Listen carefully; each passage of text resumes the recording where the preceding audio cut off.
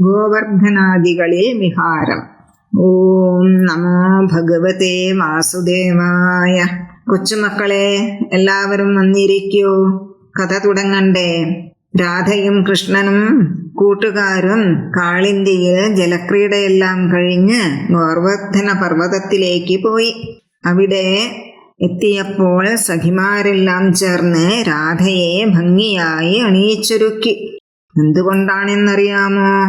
എല്ലാ സഖിമാരും കൃഷ്ണന് പ്രിയപ്പെട്ടതാണെങ്കിലും ഏറ്റവും ഇഷ്ടം രാധയോടാണ്. രാധ സഖി മാത്രമല്ല, പ്രണയിനി കൂടിയാണ്. അതുകൊണ്ട് എല്ലാ സഖിമാർക്കും രാധയെയും വലിയ ഇഷ്ടമാണ്. കൃഷ്ണനെ യദുകുലത്തിന്റെ രക്ഷകനായി കാണുന്നത് പോലെ രാധയെയും അവർ രക്ഷകയായിട്ടാണ് കാണുന്നത്. അങ്ങനെ രാധയുടെ അമ്മയായ കീർത്തി ദേവി പൂക്കളെ കൊണ്ട് രാധയെ അലങ്കരിച്ചു.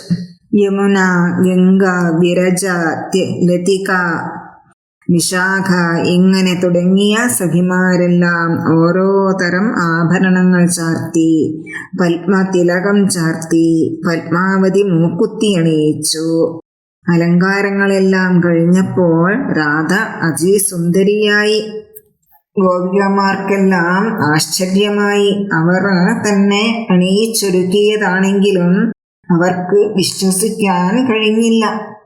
ഗോപികമാർ തമ്മിൽ ഇങ്ങനെ പറഞ്ഞു: രാധ നമ്മളെപ്പോലെ സാധാരണ ഗോപികയല്ല, ദേവലോകത്ത് നിന്നും വന്ന ഏതോ ദേവതയാണ്, അല്ലെങ്കിൽ ഇത്രയധികം സൗന്ദര്യം ഉണ്ടാവുകയില്ല എന്ന്. പിന്നെ ഗോവർദ്ധനത്തിൽ ഒരു ശൃംഗാര മണ്ഡപമുണ്ട് കേട്ടോ. രാധയും കൃഷ്ണനും ശൃംഗാര മണ്ഡപത്തിൽ ഇരിക്കുകയാണ്.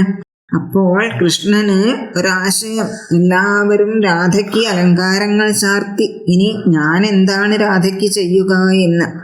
കൃഷ്ണൻ എന്താണ് കൊടുത്തതെന്നറിയണ്ടേ?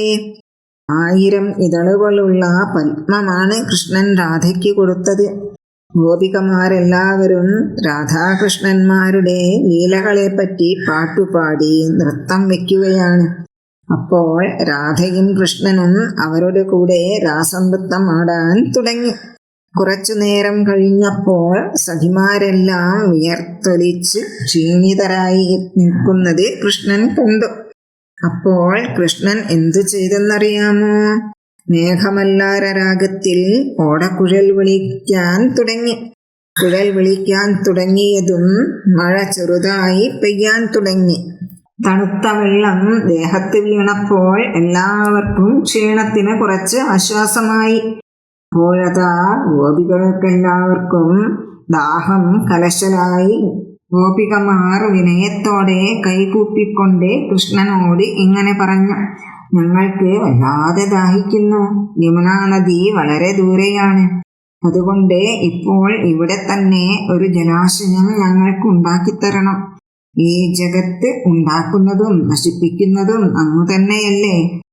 അതുകൊണ്ട് ജലാശയമുണ്ടാക്കാൻ അങ്ങേക്കല്ലാതെ മറ്റാർക്കാണ് കഴിയുക? ഇത് കേട്ടതും കൃഷ്ണൻ ഒരു ചൂരലിന്റെ അറ്റം കൊണ്ട് ഭൂമിയിൽ കുത്തി. അപ്പോൾ അവിടെ ഒരു തീർത്ഥക്കുളം ഉണ്ടായി. അതിൻ്റെ പേരാണ് വേത്രഗംഗ. അങ്ങനെ എല്ലാവരും വെള്ളം കുടിച്ച് ദാഹം തീർത്തു. അവിടെ നിന്നും വള്ളിച്ചെടികളാൽ മനോഹരമായ കുമുദവനത്തിലേക്ക് പോയി. അവിടെ എത്തിയതും കൃഷ്ണൻ പല രാഗത്തിലും, അതായത് ഭൈരവം, മേഘമല്ലാരം, ദീപകം, ഹിന്ദോളം, ശ്രീരാഗം ഇങ്ങനെയുള്ള പല രാഗത്തിലും ഓടക്കുഴൽ വിളിക്കാൻ തുടങ്ങി. രാഗത്തിനനുസരിച്ച് പാട്ടുപാടി നൃത്തം വിളിക്കാൻ തുടങ്ങി ഗോപികമാർ. ഗോപികമാർക്ക് അത്രയ്ക്ക് ഇഷ്ടമാണ് രാധയെയും കൃഷ്ണനെയും. ഗോപികമാരുടെ സന്തോഷം കണ്ടപ്പോൾ രാധയും കൃഷ്ണനും അവരുടെ കൂടെ നൃത്തം ചെയ്തു.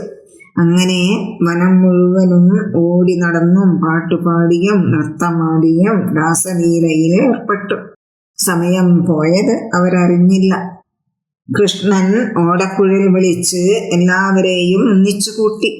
ദേവസ്ത്രീകളുടെ നടുവിൽ സർവാലങ്കൃതനായ ദേവേന്ദ്രൻ നിൽക്കുന്ന പോലെ കൃഷ്ണൻ ഗോപികമാരുടെ നടുവിൽ രാധയുമൊത്തു നിന്നു. മക്കളെ, നിങ്ങളൊന്ന് മനസ്സിൽ കണ്ടു നോക്കൂ, എന്തൊരു ഭംഗിയായിരിക്കും നമ്മുടെ ഉണ്ണിക്കണ്ണനായ കൃഷ്ണനെ കാണാൻ എന്ന്. സന്തോഷമായോ മക്കളെ കുമുദവനത്തിന്റെ കഥ?